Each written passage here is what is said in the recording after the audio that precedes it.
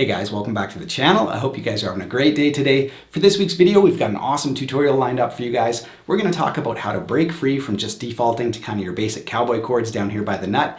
And we're going to talk about how to play those chords all the way up the neck in multiple positions. I think this will help you guys learn your fingerboard and give you guys a bunch of new creative ideas on how to play these chords. Let's get started.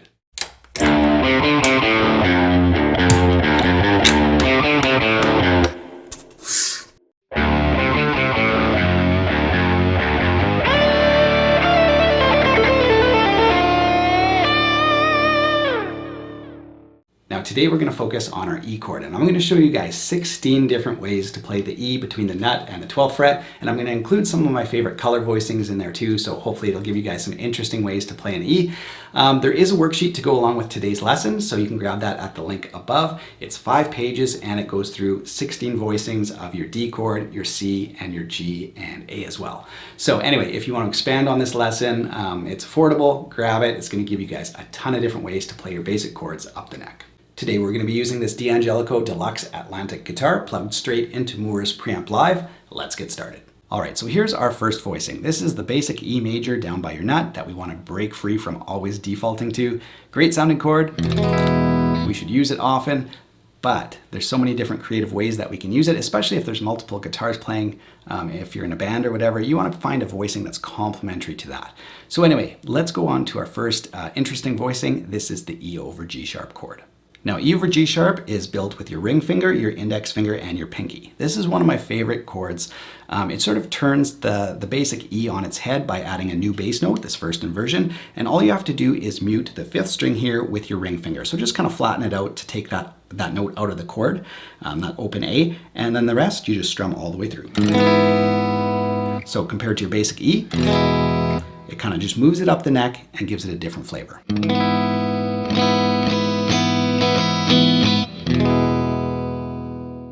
Now voicing 3 is the E sus2. Now this is one of my absolute favorite ways to play an E chord. It gives you some flexibility. It's down low, so if you're playing some other chords down low, it's right there. So what we're going to do is sort of bar 2nd fret, and then we're going to add our ring finger and our pinky finger. You guys can check out the fingering, it's on the tab, or just look at my hand here. And so this is going to be a 4-string voicing. So your root note is on the 4th string.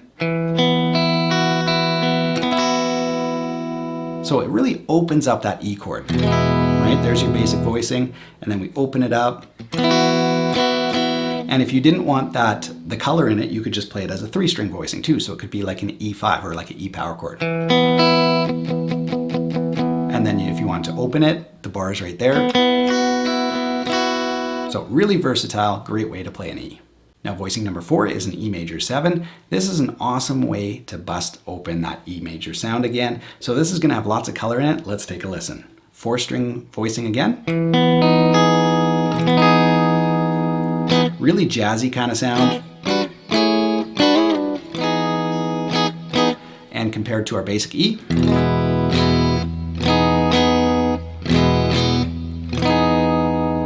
so in a lot of songs, that can be a direct substitution. It won't work in every song, but definitely experiment with it, and it's an awesome, awesome voicing. Now voicing number 5 here is one of my all-time favorite ways to play a basic major chord. Let's check it out.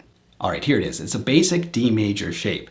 And the reason I love this so much is it's a small voicing, so it sounds very different than just your basic cowboy chords down here, and you can move it to anywhere on the neck, as long as you only strum 3 strings. So it's a small 3-string voicing. Here's what it sounds like. It's in 2nd inversion, but it's a true E chord. So it has the root 3rd and 5th note of an E chord. Here's what it sounds like. Just like a D.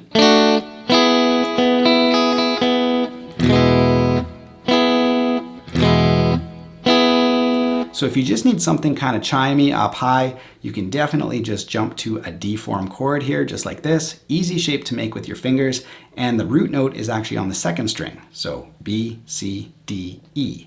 And if you build a D shape around that E note, you're going to be playing an E major. So that's how you move it. So if I needed an F, I would just move it up 1, G, A, B. So totally movable everywhere around the neck. One of my definite go-to voicings when I'm playing in a big band situation with a lot of noise, a lot of instruments, especially, other instruments taking up that mid-range where the guitar sits, to be able to take a G chord and play it up here, So good. And you can add your sus notes just like a D. I guess I'll do it on an E since we're talking about E chords. And you can even back it off and do a 9. Really versatile chord, but if you just need a quick go-to chord, this is one of my favorites. Now chord number 6 is another true E major chord, so it has the root, 3rd, and 5th, and no color notes. So it's a C form bar chord, and it's based on E. So you bar the 4th fret, you stretch out, and you make a C major shape. At first this can be tricky if you're an intermediate or new player, but after you do it a bit, it's a great voicing to use. So here's what it sounds like. So definitely has a little bit more body than our previous 3-string voicing. This one has the 5th string and the 4th string. And if you wanted to add the 6th string, since we're playing an E chord, you definitely could. And here's what it sounds like in comparison to our basic. Okay, so still full-bodied chord, but with some higher notes in it. Very cool. And if you're used to playing like a C chord and using some of your basic kind of like hammer-on Aleks, you can still do that up here. It's just a little bit trickier, but all the same licks apply and stuff. So really cool voicing. Now for voicing number 7, we're back to some color chords. So we're still gonna stay in C form. What we're gonna do is take our 2nd string note off, that E, and we're gonna lower it to a major 7th. So just lowering it a semitone from the E to the D sharp, and that's gonna give us that major 7 sound again. So if you can't tell, I'm not using my middle finger here. I'm just opening it up. Beautiful voicing again. There it is, and if you want to open it up, just a great sounding voicing.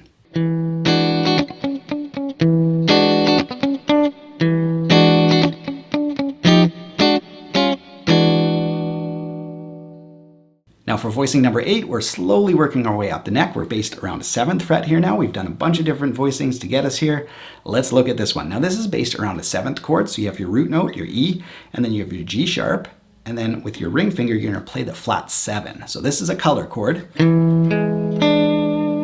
Okay, so this would be a dominant 7. And then what we're gonna do is tag the 9th on there with our pinky finger. So that really gives it a ton of color, and it kind of gives it that like bluesy, funky sound that a ton of players use. So if you wonder what chord they're playing, this is often one, this is like a staple. So anyway, here it is. Again, this is movable, like you saw me do that little lick. So really cool sounding chord. And if you wanted to, I sometimes will bar the bottom 3, and that gives you the 5th in the chord too. So then you get all the E note chords plus your color notes. I'll try to look at the camera this way maybe. Just gives you a higher voicing. This one I think is easier to play, so that's why I put it on the sheet. Again, tons of like really cool, interesting bluesy vibe on this one. Now for chord number 9, we have something really unique to an E major chord. So if you download the worksheet, you won't find this voicing for your, your A, your D, your G, and all those chords. This one really just works for an E major, and that's because it has so many open strings with it. So let's hear it. It's a power chord shape, so it should be somewhat familiar to most guitarists. And here we go. So it's got so many open strings ringing out. It's a really, fat, mid-rangey type of chord. So if you need that sound, it's really perfect. So here's what it sounds like up against our regular E down by the nut here, our open E.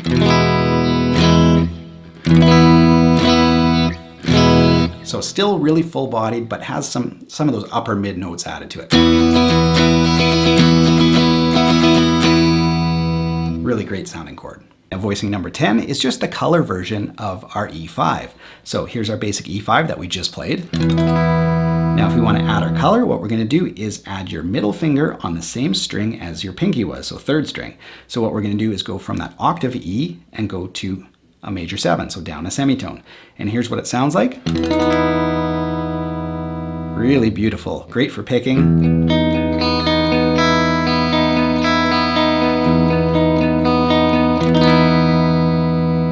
Or just moving back and forth from your E5 to our E major 7, no 3.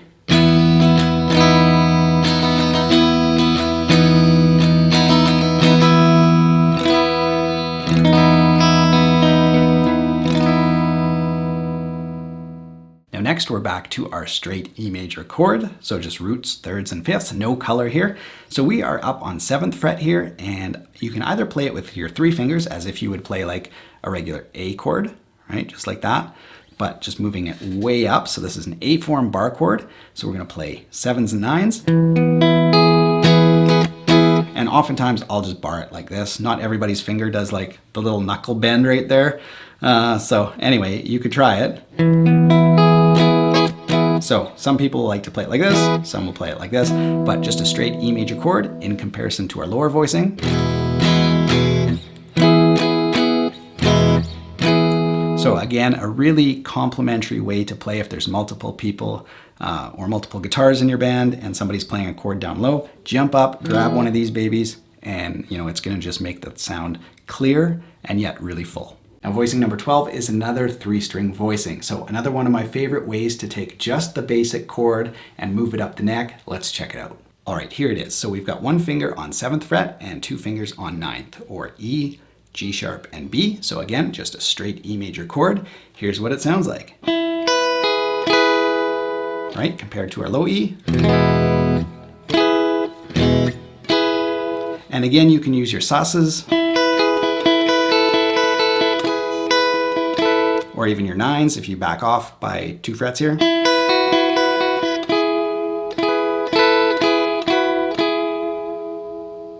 All right, let's keep moving up. We're getting close to 12th fret here. We're on 9s and 11s. So this is another inversion.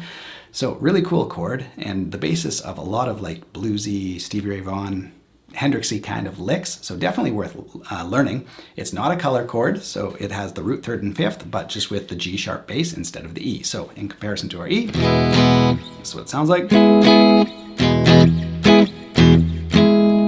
Really great sounding voicing, and once you learn this one, definitely learn the little blues licks that goes with it.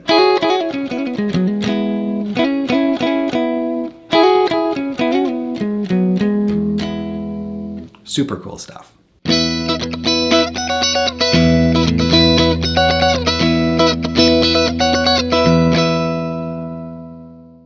All right, we're up on 12th fret, and here is our next voicing. So you can use the 6th string and strum all strings as long as you use the tip of your index finger right here to mute 5th string. So don't let 5th string ring, so just use the very tip of that finger just to deaden the string. Or you can just use it as a 4-string voicing. And compared to our low E, a great addition, really easy to play. No twisty fingers or anything, and if you have longer fingers, you could probably even use your ring finger. So putting a low chord together with this high voicing just sounds awesome. All right, you guys, we've arrived at our last 3-string voicing. So this is the 3rd 3-string voicing that I'm going to show you guys today. Again, really important chord. I'll show you guys why at the end when we finish off these chords. I'll show you how to use them and why they're important. Let's check it out. All right, let's build this. So we've got a 12, and a 13, or a G sharp, a B, and an E. So again, a true E chord. That's what it sounds like. So I use these guys all the time. They're so nice and chimey. Or do the sus again.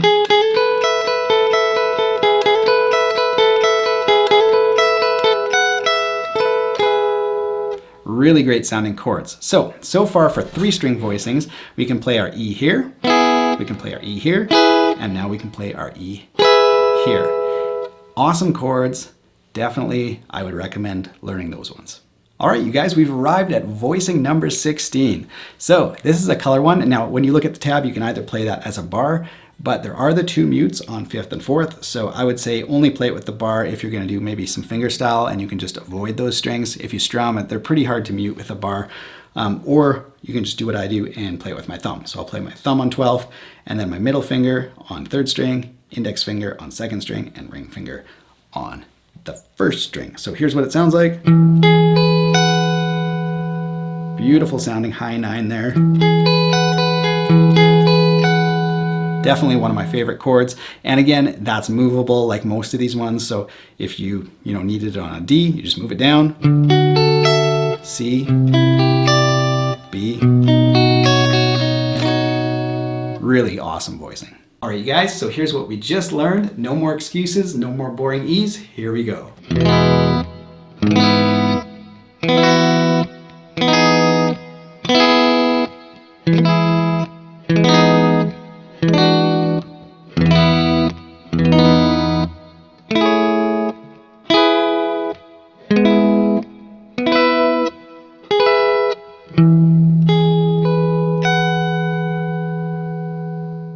I hope you guys enjoyed this tutorial of how to take a basic chord and move it all over your guitar neck.